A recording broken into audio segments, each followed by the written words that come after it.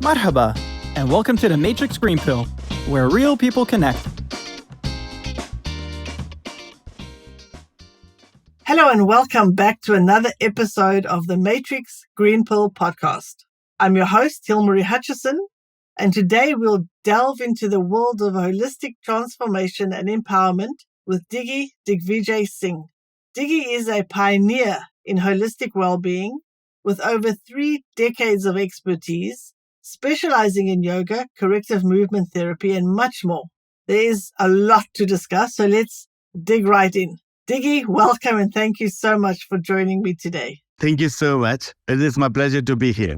To start off, could you please tell our audience a little bit about yourself and your background and how you ended up here in the UAE? Well, I have been here for, I don't even remember now. I think 2002 I came here, and a small little background would be that I'm born in a Vedic family in India in the desert. I'm born in Jodhpur, the blue city. It's known for the stark sun. The sun is too strong there. From there, started into my yoga journey and my warrior journey, wherever my dad used to send me since I come from a warrior background, it is compulsory for warrior child to learn some art of warfare.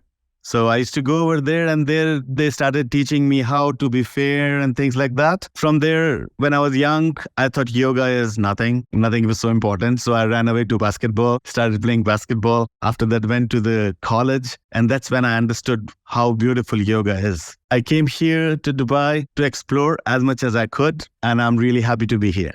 The sun was strong. How does that compare to the sun in Dubai? The heat in Dubai is moist. The heat back home is too stark. It's almost the same temperatures. We also go to the temperatures of 45, 50, not 50 exactly, but it feels like 50. 45, 46, 48. We have the same temperatures over there. Oh, wow. I thought Dubai was hot. You mentioned that your spiritual journey began when you were young. I believe it was when you were 5. Could you please tell us about this pivotal moment from your early years that ignited your profound connection to spirituality? So since I'm from India and we celebrate a holy festival. In the holy festival, it's a big fire we light. It's almost like a fire ceremony. I used to think why are all these people doing this? Why are they wasting so much wood on something which they can use for cooking? So I used to ask them, and one of the guys told me that time at the age of 5. And he told me what fire is and what the energy of the fire is. It's always upward. And why do they put certain grains into it? So that the grains go in the fire, they burn, and they increases the impact of the fire upward. That is the point where I had a sense of what quantum is. Ever since then, I don't see the world same again. Everything is sacred geometry for me. And there was also an experience with your grandfather? Yes. So my grandfather used to tell me, when he used to teach me yoga, he used to ask me to do the breathing, alternative nostril breathing. When you breathe from one nostril and close the other nostril, he said the air goes to the head, in the center of the head. I knew when we breathe, air goes to the lungs. And I always used to think Grandpa is just fooling around with me. It is only when I went to the college and I was studying the physiology, anatomy, kinesiology, and all this in the sports sciences that I realized that he was talking about sinuses. When you breathe in, the air goes and hits the sinuses, and the sinuses are the closest to our pineal gland. That way, pineal gland is a bit stimulated. Once it is stimulated, it changes the chemistry of the brain to bring your body to a very calm state. Before, when the grandpa was saying this, I never knew. I thought he's making fun of me. It's only when I was in my master's degree, which I understood that, okay, this is how the science of yoga was working. Amazing. So what your grandfather knew so many years ago, you had to figure out from science and say, oh, wow, he's right. Fantastic. That also gave me an understanding that the science is catching up to spirituality and not the spirituality catching up to science. So true. Also, when you introduced yourself, you mentioned that you come from a Vedic warrior family. What does that mean? Can you explain that to us a bit? We have this world's oldest literature, which is Vedas. And Vedas are the literature where whoever have discovered something scientific and profound, that was mentioned over there. So there is art of living, like even our houses, the way we make our houses, the door should be opening towards the east where the sun is rising. Now, this is the whole science they used to follow. It's just art of living, how to live, how to sit, how to sleep, which direction of your head should be when you are sleeping so that your body has proper electromagnetic currents. Like drinking water early morning should be from brass pot. So you get a little bit of chromium which goes and hits your pituitary gland. I mean, things like this, which now I'm telling you the science because I know it. But before I was just living this. So Vedic living is more about living with the sacred geometry of the nature, the mother nature itself. So living in the Vedic family was like early morning. I used to wake up. My father used to ask me to go take some water and offer to the gods. What were gods? I didn't understood what gods are. And he said to the sun, he says, sun is like a god. So it is the sun god I offer water to. And I'm like, why are you offering water to sun where they are not friends to each other? They are opposite to each other. You are creating a conflict. He used to tell me always, it's like not that, but the reflection of this conflict. When you pour the water and the rays comes through the water to the eyes, your retina moves very fast. It exercises and again stimulates the pineal gland. These are the things I grew up with, chanting the mantras, being humble, being nice. Of course, I was mischievous as well. You were a boy, so that goes with the territory. But how incredible that what we learn from science today was already practiced for centuries. I would say all the tribes in the world, they knew the science. Till now, if you go towards South America, they know they are in the sync with the nature. If you go to any kind of the beach, coastal area, these coastal area people never come to the city. They like to be in the nature. The things that our ancestors learned from nature, we are now understanding why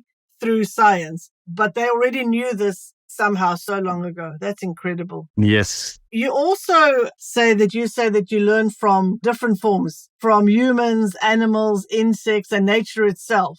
How did this impact you and how did these experiences shape you? Now I see things differently. I see everything in the sacred geometry. I see how the clouds are being formed. I see what are the cycles of the moon. I see what are the cycle of the sun. I am more in touch with the nature. And once you are in touch with the nature, you are most close to your highest self. And once you are most close to the highest self, it is said to be in the state of Ananda. So I learn from everything and every child. In fact, every breath I get is a new breath for me. So I learn with every breath how to live in the present moment. Nature is all about how can you be in the present moment. I love that. And I love that attitude of being open to learning and not thinking that we're beyond or above anything else, but even the smallest thing can give us something to learn from. I think that's a fantastic way to see life. Yeah. You mentioned that you got involved with basketball. Can you tell us a little bit about that experience? Here comes my very honest experience. I hated studies.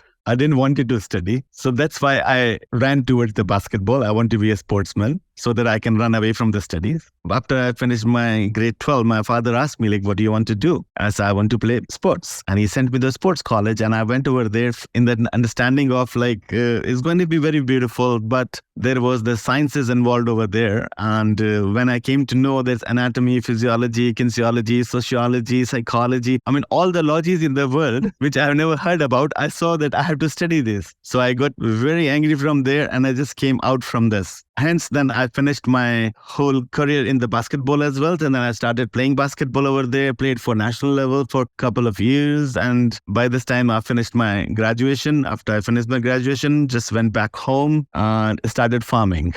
Okay, so you thought that playing sports or playing basketball was going to mean no more studying, no more books for you. Then you just figured out, oh dear, there's a lot more to study. But then you got your master's degree in sports sciences. And how did this then impact you and how did scientific perspective enhance your spiritual journey? The scientific perspective, the moment I studied and the moment I understood what is the anatomy of the body, what is the locomotion, what is the kinesiological movements, the moment I understood all the sciences, even my game improved. I was wasting energy on certain skill movements, which I refined. So now what I do is I try to invest minimum energy with maximum output. And this I try to do it with my psychology as well, with my efforts into some new project as well. I don't want to put too much of energy, which is of waste. So only those things which are needed, I do it. I was able to make right decisions. I was in a comfortable zone and I was able to prove and tell people in the urban city like Dubai that why is sound healing working? It is not a pseudoscience. It is just a pure science of vibration. The same way the breath work, I was able to tell them, why do you have a diaphragm pull? how can you control your breath and your emotions as well. Just all those things I was doing, I understood the science behind that. And that has been so helpful, especially in Dubai, where people come from different places. When they come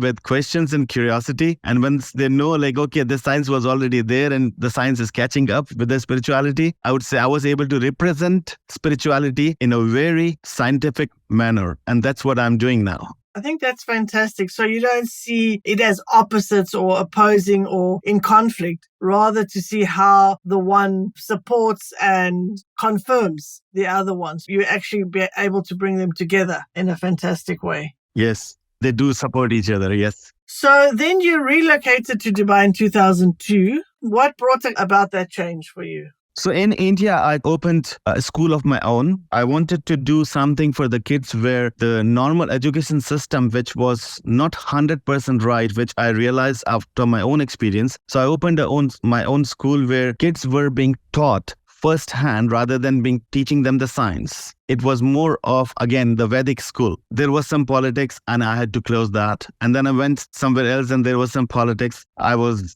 not so happy with the system. And I wanted to run away from the system. So I ran away from there, came to Dubai. Once I came over here, apparently I didn't know anybody. I was just going to Safa Park, doing my own yoga. And this is how it started as a community. Somebody just saw, like, can you teach? And I started teaching few sessions. And that's how it all started in Dubai then after that.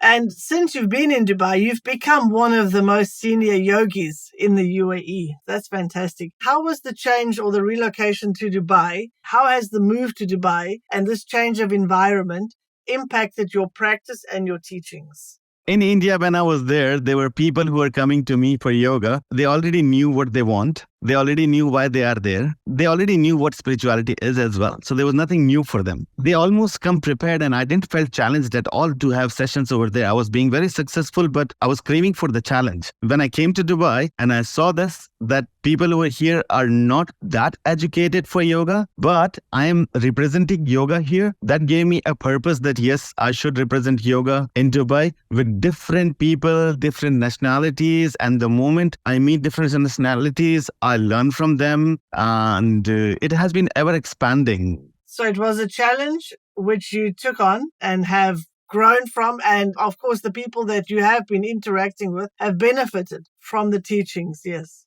Yes, I mean, we have so many success stories with especially people coming out of their sort of depression and I would say different state of mind. And they come here to just change their mindset. And this is what happens always.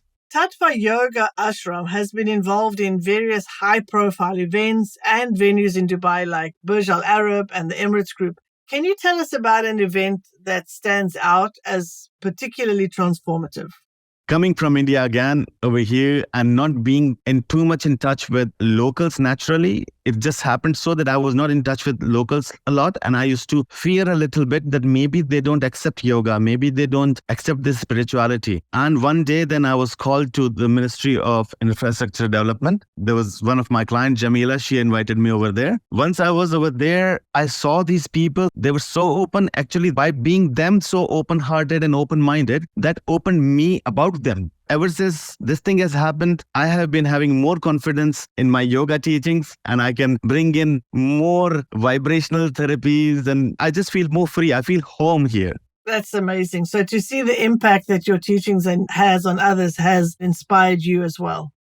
Yes, I've been a person who gets inspired every moment. So if you ask me when were you inspired, it'll be difficult for me to tell you. I know your ashram also organizes its own festival, the Gypsy Heart Festival. Could you please share some highlights from this event and the impact on its participants?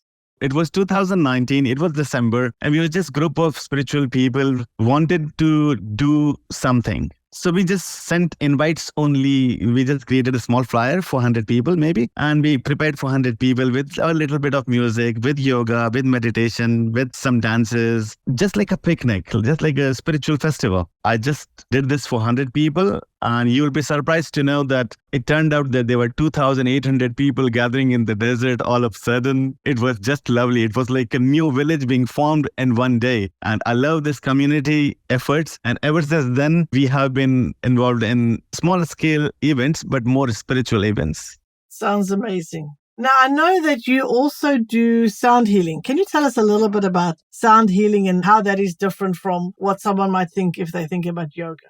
As we all know, if there is motion, there is sound. So if there is sound, there is motion. So the first motion which happened, the byproduct of that first motion is that our universe, its own different axis, Earth has its own axis and it is not colliding with something. So there is this energy and power of vibration which is happening. And from there, I'm bringing it straight away to the human form now. We have the throat, we have vibrations within ourselves, we have chakras in our body. Each chakra has its own different vibration. Based on those vibrations, we do the sound healing. So sound remains as a physical form until it enters your ear. And once it enters your ears, it changes into electricity so that the brain can understand it. And that electricity further makes the chemical changes, and the chemical changes makes the emotional changes in your normal state of being can be changed to whatever you desire to be. So sound healing is not just only with the singing bowls, but sound healing is more about how does it sound inside.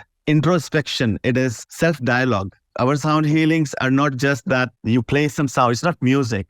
It's actually sound healing where, again, I'm stressing more on the sound is in the way that how does it sound inside? Have you ever heard about agreeing on something and say, how does that sound? Yes, exactly. Yes, I have. That sound is actually the sound healing. So it's a completely transformative experience. It goes right inside and changes your thinking or feeling or anything like that. Yes. I mean, it has a potential of changing your mood to whatever you want to. If you want to have your future sight of your own thoughts, you can get into a meditative state through the sound healing, and you can project yourself to be there and see if you don't feel like, maybe you can make a decision of not going ahead with that particular project. It's very in-depth. It's more on the subtle energy. And I use djembes, didgeridoos, daf, shamanic drums, tabla, sound healing, bowls, conchas, flutes, a lot of things, and gongs as well. Wow. Now, what advice would you give to somebody who has never tried yoga or any of this kind of sound healing, or not even thought about their spiritual journey? The first and the most important advice I can give with my limited knowledge, I would say, is to listen to your own truth, to find your own gut feeling, to be one with your own self. So let's say whatever karma we are doing, if there is a friction, everything should be done consciously. So just start being conscious about whatever you're doing in the present moment before you enter into if you are new into the spiritual realms. It's very good advice. So to listen to your body first, introspect first, and then follow whatever feels like the right path to take. Yes. Well, thank you so much, Diggy. This has been so fascinating, and I could go on asking you so many questions. But for now, it's time to crank up the energy with our very own version of a game show. So I'm going to ask you some rapid fire questions. Are you ready? Ready. Okay. What is one word to describe the feeling after a successful holistic session? Bliss. Oh, I love that. If you could teach yoga anywhere in the world, where would it be? Mother Earth. What is the most surprising benefit your clients report after your sessions? Self-realization. And what is one wellness practice you can't start your day without? Breathwork. And what is one thing you do every day, no matter how busy you get? I water my plants. Oh, lovely. Very good. Well, thank you for playing along. That was easy, and you were very rapid on your answers. I love that. Thank you very much. Before we wrap up, I would like to ask you about your green pill moment. Could you share an inspiring or life-changing experience that you have gone through, your green pill moment? I would like to share, there was a moment when I was slapped by a monkey.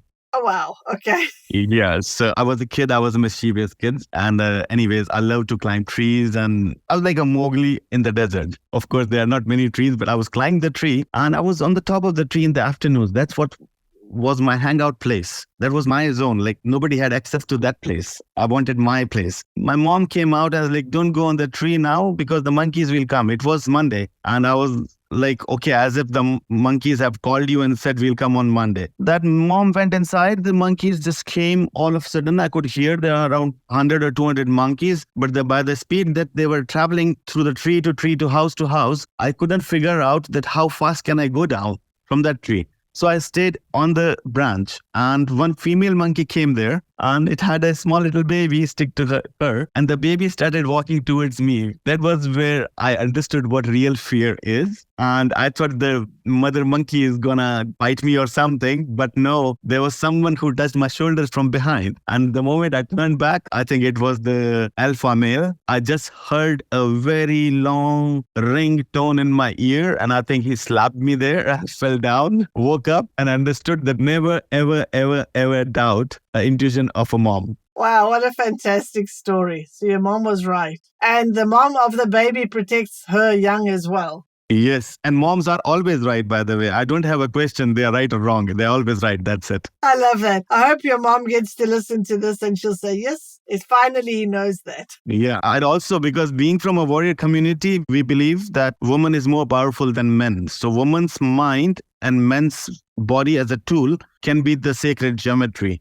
And that's how I'm living. Well, thank you so much, Diggy, for being here and for telling us about your fantastic and inspiring journey. I have no doubt that our audience is going to absolutely love this conversation. And hopefully it also sparks an interest in maybe yoga or spirituality or sound healing. Before we wrap up, could you please tell our listeners where they can find and follow you so that they can keep up with your incredible work? Yes, so we are near T-Con in Desert Spring Village. It's called Tattva Yoga Ashram. You can find us on Instagram. That's the easiest way to find us. Okay. Do you also have a website or is it just Instagram? No, just Instagram. I'm a very non-technical person. You will come, you'll see me and you'll know. Okay. At least we can follow you on Instagram, so that's great. Thank you again so much for being part of today's episode. My very best wishes to you, and I for sure will be following your journey going forward. Thank you so much. It will be my success if I can have you in my session once so that you can experience what we were talking about. For sure. I'd love to try that out. Thank you so much for the opportunity. I really appreciate. If you enjoy our conversations, please like and subscribe. See you next Wednesday.